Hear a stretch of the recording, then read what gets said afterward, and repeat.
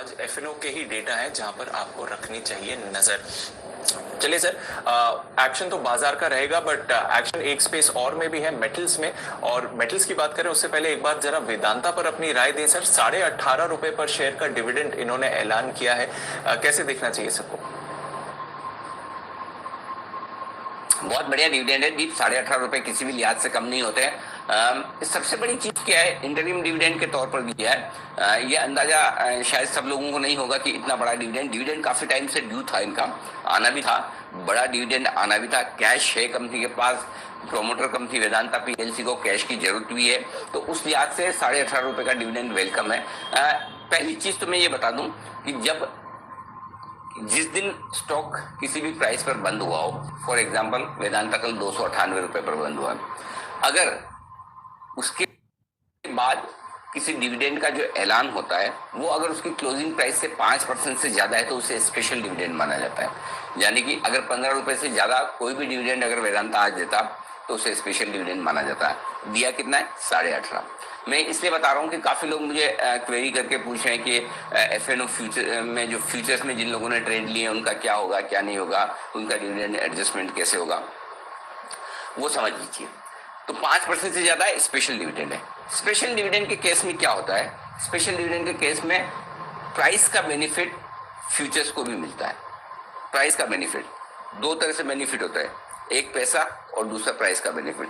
पैसा उनको मिलेगा जिनके डीमेट अकाउंट में डिलीवरी वाले शेयर हैं, और वो है रिकॉर्ड डेट 9 सितंबर। अगर आपको 18.5 रुपए का डिविडेंड चाहिए, आप वेदांता का शेयर लेकर 9 सितंबर को अपने अकाउंट में रखिए। 10 के बाद बाहर निकल जाएगा तो कोई दिक्कत नहीं। 9 सितंबर के जिनके डीमेट अकाउंट में वेदांता का शेयर है उनको 18.5 डिविडेंड मिल जाएगा। ये तो उनको पैसे का बेनिफिट हो गया, क्योंकि उन्होंने शेयर खरीदा, डिलीवरी खरीदी, अपने पास रखिए, डिविडेंड मिलेगा। तो अब फ्यूचर्स वालों को क्या बेनिफिट, वो बताता हूँ। आमतौर पर क्या होता है, जब भी डिविडेंड आता है तो डिविडेंड का अमाउंट का एडजस्ट करके फ्यूचर्स नीचे ट्रेड करते हैं।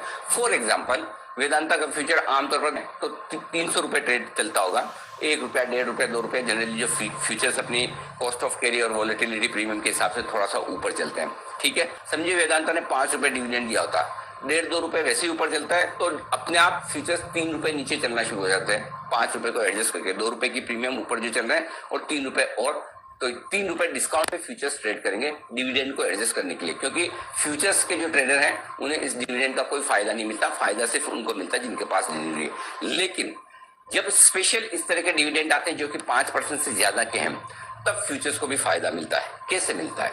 9 सितंबर को जब रिकॉर्ड डेट है और जब एक्स डिविडेंड होकर ये स्टॉक ट्रेड करना शुरू करेगा, तो जिस दिन डिविडेंड आ गया, एक्स डिविडेंड हो गया, एक्स डिविडेंड ट्रेडिंग जिस दिन हुई वो रिकॉर्ड डेट से 1-2 दिन पहले होगी, शायद 7 सितंबर के या 6 सितंबर के आसपास होनी चाहिए, जो भी डेट है ऐलान किया जाएगा।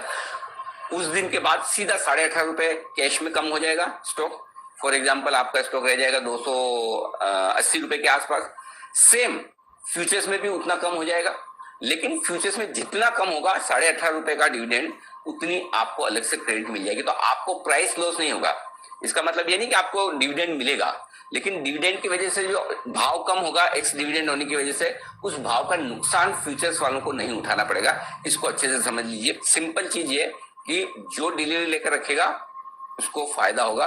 कैसा आएगा? डिविडेंड आएगा। जो फ्यूचर्स में ट्रेड करेगा और 5% से ज्यादा डिविडेंड है तो उनको एक्स डिविडेंड होने के बाद जो प्राइस गिरती है डिविडेंड की वजह से 18.5 रुपए की डिविडेंड, वो 18.5 रुपए की क्रेडिट आपके पास आ जाएगी, तो आपको नुकसान नहीं होगा। ये चीज अच्छे से समझ लीजिए। ये तो बात हुई डिविडेंड के एडजस्टमेंट की। अब डीप स्टॉक पर क्या होगा? 240 रुपए के आसपास हाई बनाकर स्टॉक 340 रुपए के आसपास हाई बनाकर 260 रुपए तक करेक्ट हुआ 2 हफ्ते पहले। तब अचानक से क्यों फॉल आया? सारे कमोडिटी स्टॉक्स भी गिरे उस समय। तो एक दिन टाटा स्टील भी आपको बताया 10% गिरा था। वेदांता थोड़ा सा ज्यादा गिरा। हो सकता है लोगों को उस समय अंदाज ये था कि कुछ बड़ा डेवलपमेंट होने वाला है या डिविडेंड की तब उम्मीद रही होगी, नहीं आया। और मैं इसलिए बार बार कहता हूँ, हिंदुस्तान जिंक में भी उन्होंने डिविडेंड की बोर्ड बैठक टाली। डिविडेंड के लिए बोर्ड बैठक टालना या डिविडेंड टालना इसका मतलब नहीं कि बैलेंस शीट में से कैश निकल गया। ये ठीक उसी तरह से जैसा बीपीसीएल का भी था। मार्च में डिविडेंड नहीं आया, लेकिन आज आपके पास 58 रुपए का डिविडेंड आ रहा है। तो डिविडेंड टाल सकते हैं, और टालने का मतलब ये नहीं कि कैश आपका खत्म हो गया। सिमिलरली जिन लोगों ने 340 रुपए में भी वेदांता खरीद के रखा है, मैंने तब भी बोला कि बिल्कुल डरिए घबराइए मत, आपको फिर से मौका मिलेगा जिन लोगों ने 300 में खरीदा है उनके लिए भी मौका है। तो हो सकता है आज 10-15 रुपए की तेजी बने, हो सकता है थोड़ी डिविडेंड के ऐलान के बाद प्रॉफिट बुकिंग आ जाए, क्योंकि पहले के फंसे हुए ट्रेडर्स हो सकता है थोड़ी प्रॉफिट बुकिंग भी करे।